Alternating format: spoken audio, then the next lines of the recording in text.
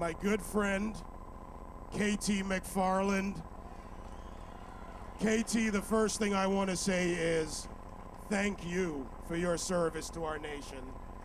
To have someone who has served 3 presidents on this stage, to stand next to you, I am awed by you. And I'm really proud of you for coming out here. Okay, I want to ask you guys some questions. This is the end of the night. I want to see who's really alert. Could you raise your hand if you ever served your country in uniform? If you were in the Navy, the Army, the Air Force, the Marines, the police, firefighters. Okay, that's an awful lot of you. Thank you. Thank you for your service, and thank you for guaranteeing our independence. But guess what? You can't guarantee it anymore, because as all of my colleagues who come just before me have pointed out, you know, we're just taxed to the limit. But we still have to borrow money. So where are we going to get it? Can't get it from you. You're tapped out. So where is the Congress going to get that money? China! Yes! China. Now, think this one through. Never in the history of the world has somebody who's lent you money, or anybody money, said, oh, I don't really want anything for it, just go take it. Do you think China's going to do that? No, not a chance. They are borrowing. They have $2 trillion. They have a big bag of money, and they're going to lend it to us. And they're going to want something for that. You know, the independence that most of you who are here tonight fought for, the American ability, you know, independence is independence from tyranny. That means we get to choose who our allies are. We get to choose who we sell things to. We get to choose who we buy stuff from. We get to choose where our Navy goes. Well, if China owns us, we're not going to get to choose those things anymore. It's not that the Chinese are bad. They're just going to be practical. They're going to want something for their money. They're not our sugar daddy. So, 10 years from now, you might not have American Independence Day. You know, the 4th of July might just end up being another day on the calendar. So, now, the most effective boss I ever worked for was Ronald Reagan.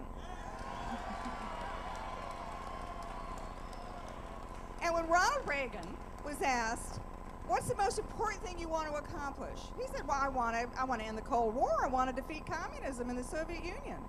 And they said, well, what's your plan? Nobody else has figured this out. What's your plan? And he said, oh, I'm going to keep it simple. We win, they lose. So, my advice is we've got to keep this simple. You got a choice. We've all tried, we've talked, you know, people have talked till they're blue in the face. We're all just dismissed as crazy. We're just dismissed as, you know, disgruntled people who don't want to pay taxes. Okay, fine. So what's our choice? We've heard what the problem is. Now, what's the solution? The solution is throw the bums out. Keep it simple. They don't get it. They have realized that they're going to stay in office by using your money. So throw the bums out. Throw all the bums out. Throw the bums out. Take a hike. Throw the bums out. Throw the bums out. Now, why should we throw those bums out? Because they just don't get it. They've realized that they can take your money and bribe you with it, and you're going to fall for it. And then they think when you're tapped out, they're going to go to the Chinese. Because you know the argument they give you? They say, well, the Chinese have no choice. They have to lend us the money so we can buy their stuff. Well, huh? Yeah? That's like telling them they need us, right? That's like saying to the drug dealer, hey, look, you really need the addict because, you know, without the addict, you're out of business. Forget it. The drug dealer, he's going to go find a new addict. The Chinese don't need us as nearly as much as we need them. And what that means is they're going to have a lot of leverage over us.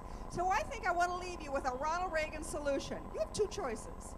Come November, most of you are from New York, Connecticut, New Jersey, heck, even if you're from California. November of this year, 2009, you have a choice. Vote for the incumbent or throw all the bums out. Throw them out. Out. Throw the bums out. Throw the bums out. Just throw those bums out. And And guess what? If they haven't heard you, if that hasn't shocked enough people by November of 2009, come right back again, 2010. Throw those bums out. Throw the Washington bums out. Because guess what? You have a choice. You either throw those guys out, because they're not going to change, or I have a little advice for you. We can all start learning Chinese. Okay, let me start. 我能帮你吗? 我能帮你吗? That means, how can I help you? Or you might want to learn this one. 需要什么? 需要什么? What do you want from me?